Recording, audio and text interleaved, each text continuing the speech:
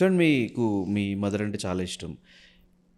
మా మదర్‌ని చూసుకోవాలి. మా మదర్‌ని కార్‌లో తీసుకెళ్ళాలి. ఆవిడకొక సొంత ఇల్లు కొనిపెట్టాలి. ఇవన్నీ ఉంటాయి గదా!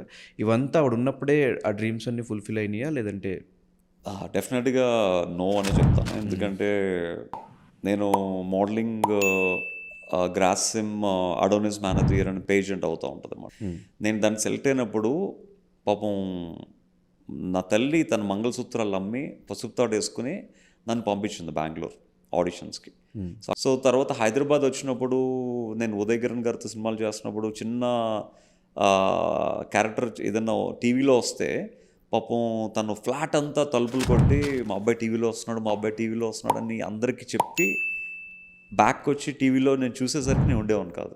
ఆ క్యారెక్టర్ అయిపోయేది అప్పటికి. అయిపోయేది. హ్మ్. సో, అలాంటి స్ట్రగుల్స్ చూసి నాకు నా తల్లికి కావాల్సింది ఫైనాన్షియల్‌గా ఒక స్ట్రాంగ్ సెటిల్మెంట్. సో, నా తల్లి ఉన్నప్పుడే నేను కారు కొనడం జరిగింది. తల్లి ఉన్నప్పుడే కష్టం కష్టపడడం నేను కష్టపడేవాడిని. హ్మ్. అంటే నా కష్టాన్ని చూసి పాపం చాలా మురిసిపోతూ ఉండేది. సేమ్ టైం చాలా బాధపడుతూ ఉండేది.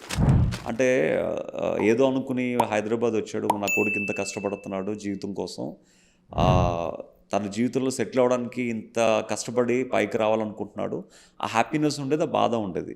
ఇవన్నీ చూసిన తర్వాత అనుకోకుండా తనకు ఒక్కసారే క్యాన్సర్ రావడం. ఆ క్యాన్సర్ కోసం నేను యాక్చువల్‌గా ఆపర్చునిటీస్ లేనప్పుడు కూడా నాకు డబ్బుల కోసం ఒక బ్యాడ్ ఫిల్మ్స్, ఒక సి గ్రేడ్ ఫిల్మ్స్ చేయడం.